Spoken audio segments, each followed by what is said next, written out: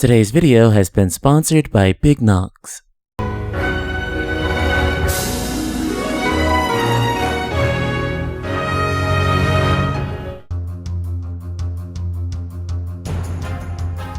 Welcome back, Ultima Weapons, it's the Night Sky Prince again. Final Fantasy VII was one of the most successful games of all time, spawning multiple spin-off games known as the compilation of Final Fantasy VII. This content has ranged from prequels to side games and even movies. However, so few people remember one Final Fantasy spin-off that was anticipated and released only in Japan and is now no longer playable in any form. Of course, the game I'm talking about is the elusive Final Fantasy VII G-Bike. Final Fantasy VII G-Bike was a free-to-play game for iOS and Android. It's based on the popular minigame from the original Final Fantasy VII, which was my absolute favorite minigame of all time. G-Bike featured characters riding along courses as with the original minigame. However, G-Bike allowed the player to switch what type of bike they used and even customize it with materia. There was also new obstacles for the player to avoid, which introduced new mechanics that weren't present in the original minigame, and those are the jump and slide mechanics. Similar to the original minigame, the player fought enemies along the track. The key difference here though is that you can use magic. For example, Blizzard could be cast against bombs and do more damage. Limit breaks could also be used, which have been seen to summon other characters from the Final Fantasy VII universe, such as Tifa Lockhart, Yuffie Kisaragi, and Barrett Wallace. And you could control Cloud by either tilting your smartphone or by using the touchscreen to move him around. So to fans of Final Fantasy VII, Final Fantasy VII G-Bike sounds like an extremely fun game to play. I know I certainly wouldn't mind taking out a mobile game like this to play when I got bored. So where did things go wrong? Final Fantasy VII G-Bike started out as a collaboration between CyberConnect 2 and Square Enix. Back in 2014, the man who is now known as Final Fantasy VII Remake's director was quite fond of CyberConnect 2. Quote, "Until now, whenever we talked with Nomura about a project that would require outsourcing, his first choice was always CyberConnect 2, said producer Yoshinori Kitase. Kitase explained that while Square Enix was generally focused on making RPGs, they weren't nearly as adept with making action games, whereas CyberConnect 2 was quite seasoned in the making of action games as well as the captivating production. Because of this, Square Enix utilized their formally good relationship with CyberConnect 2 to develop the game. This strong partnership came at the time in which Square Enix was internally debating on if it was possible to do a Final Fantasy VII remake, and decided if things went well with Final Fantasy VII G-Bike that outsourcing things to CyberConnect 2 would be very ideal. The team wanted Final Fantasy VII Remake to be an action RPG that provided an alternative take on Final Fantasy VII's combat, something that CyberConnect 2 had much more experience with. The announcement of Final Fantasy VII G-Bike, much like the announcement of anything Final Fantasy VII related prior to 2015, prompted Yoshinori Kitase in several interviews about the possibility of a then unannounced Final Fantasy VII remake. When asked in an interview by Kotaku,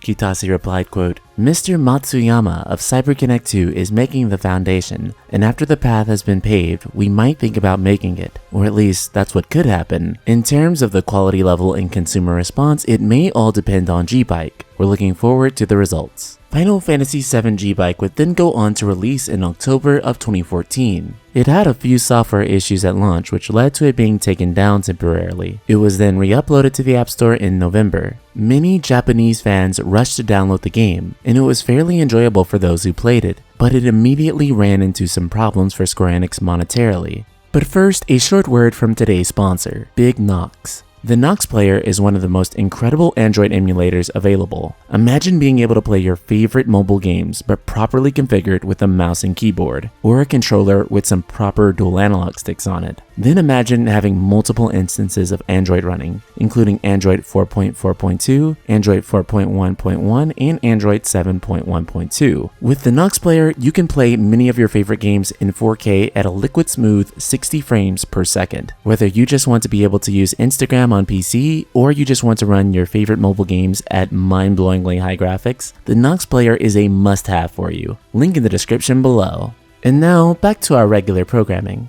So what type of monetary issues caused Square Enix to shut down Final Fantasy VII G-Bike? They just simply didn't know how to effectively monetize the game. Being built as a free-to-play game, they struggled offering a satisfying player experience, and that is to say a player experience that you'd pay money for. As a result of this, not even a full year later, in September of 2015, it was announced that Final Fantasy VII G-Bike would be shutting down. Of course, all this happened before the game was even able to meet its plans of being localized for North America America and Europe. Unfortunately, because this was a service game, that means it required internet connection and servers. The end result is that the game is no longer playable in any capacity. For fans of Final Fantasy VII here in the West, this is absolutely devastating, as many of them never got a chance to play this game, and now they never will. This also highlights the darker side of the games as a service model. It's so odd to think that many of the games that we play now could be lost forever. Games we'll never be able to touch ever again. It's very odd to think that parts of gaming history could be entirely lost. While Final Fantasy VII G-Bike lived a very short life, its impact on Final Fantasy VII as a whole is still recognized as an incredibly vital one. The creation of this game led Square Enix to greenlight the development of Final Fantasy VII Remake as a collaboration project with CyberConnect 2. Even though it had to be moved in-house and dissolved their current relationship, at least it finally pushed them to do it. And while many of us will never know what Final Fantasy VII G-Bike was like, it can only make us wonder what kind of exciting things they're planning for Final Fantasy VII Remake version of this minigame. There's so many incredible things that they could do with it on current generation hardware. I have no doubt it'll be the best version of this minigame we've seen thus far. And if you really love Final Fantasy VII, I mean really love Final Fantasy VII, be sure to hand over the black materia.